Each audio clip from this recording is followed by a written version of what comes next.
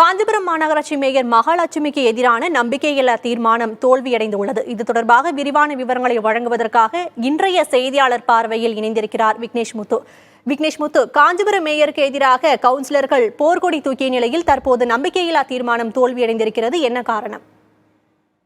காஞ்சிபுரம் மாநகராட்சி மேயராக திமுகவை சேர்ந்த மகாலட்சுமி இருந்து வருகிறார். இவருக்கு எதிராக திமுகவை சேர்ந்த கவுன்சிலர்களையே பல்வேறு பிரச்சனைகளை எழுப்பினார்கள்.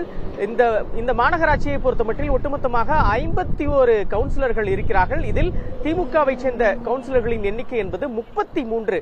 தற்போது மேயராக இருக்கக்கூடிய மகாலட்சுமிக்கு எதிராக 33 பேர் நேரடியாக போர்க்கொடி எழுப்பி நம்பிக்கையில்லா தீர்மானம் கோரினர். இதையடுத்துதான் இன்றைய தினம் நம்பிக்கையில்லா தீர்மானத்தின் மீதான வாக்கெடுப்பு காலை சரியாக 10 மணிக்கு நடைபெறும் என்று மாநகராட்சியின் ஆணையர் முருகன் அறிவித்திருந்தார். இதையடுத்து இந்த கூட்டத்தில் பெரும் பரபரப்பு ஏற்படும் என எதிர்பார்க்கப்பட்ட நிலையில் போலீஸ் பாதுகாப்பு போடப்பட்டிருந்தது. ஆனால் கிட்டத்தட்ட 20க்கும் மேற்பட்ட திமுக, அதிமுக உள்ளிட்ட பல்வேறு கட்சிகளைச் சேர்ந்த கவுன்சிலர்கள் 2 நாட்களுக்கு முன்னதாகவே செங்கல்பட்டில் இருக்கக்கூடிய ஒரு தனியார் சொகுசு விடுதிக்கு சுற்றுலா சென்றிருந்தார்கள். இன்றைய தினம் அவர்கள் கலந்து கொள்ள மாட்டார்கள் என்ற ஒரு அறிவிப்பும் நேற்றைய தினமே வெளியானது.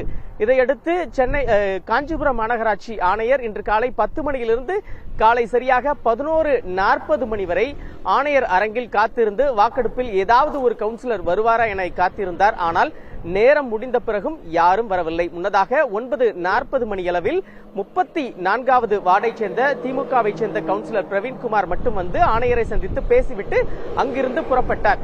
ஆணையரை காஞ்சிபுரம் மாநகராட்சி மேயரை பொறுத்தமட்டில் அவருடைய கணவர் யுவராஜின் தலையீடு இந்த மாநகராட்சியில் அதிகமாக இருப்பதாகவும் அவருடைய செயல்பாடுகளில் திருப்தி இல்லை என்ற ஒரு குற்றச்சாட்டை முன்வைத்துதான் 33 கவுன்சிலர்கள் அவருக்கு எதிராக இந்த நம்பிக்கையில்லா தீர்மானத்தை கொண்டு வந்தனர்.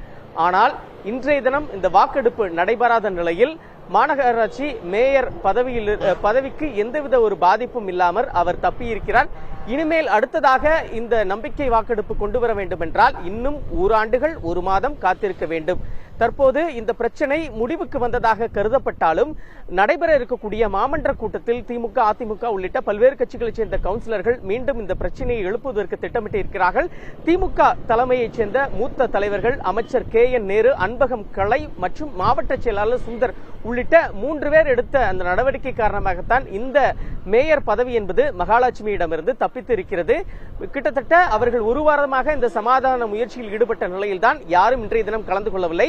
பாஜகவுக்கு 1 கவுன்சிலர் இருக்கிறார், காங்கிரசுக்கு 1 கவுன்சிலர் இருக்கிறார், பாட்டாளி மக்கள் கட்சிக்கு 2 கவுன்சிலர்கள், சுயேட்சைகள் என அதிமுகவுக்கு 9 கவுன்சிலர்கள் இருந்தாலும் யாரும் கலந்து கொள்ளாத நிலையில் இந்த கவுன்சிலர் அதாவது மாநகராட்சி மேயர் பதவியிலிருந்து மகாலட்சுமி தப்பியிருக்கிறார்.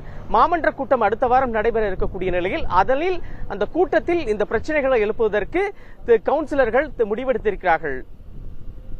காஞ்சிபுரம் மாநகராட்சி மேயருக்கு எதிரான நம்பிக்கையில்லா தீர்மானம் தோல்வியடைந்திருக்கிறது. இது குறித்த விவரங்களை வழங்கியதற்கு நன்றி விக்னேஷ் முத்து.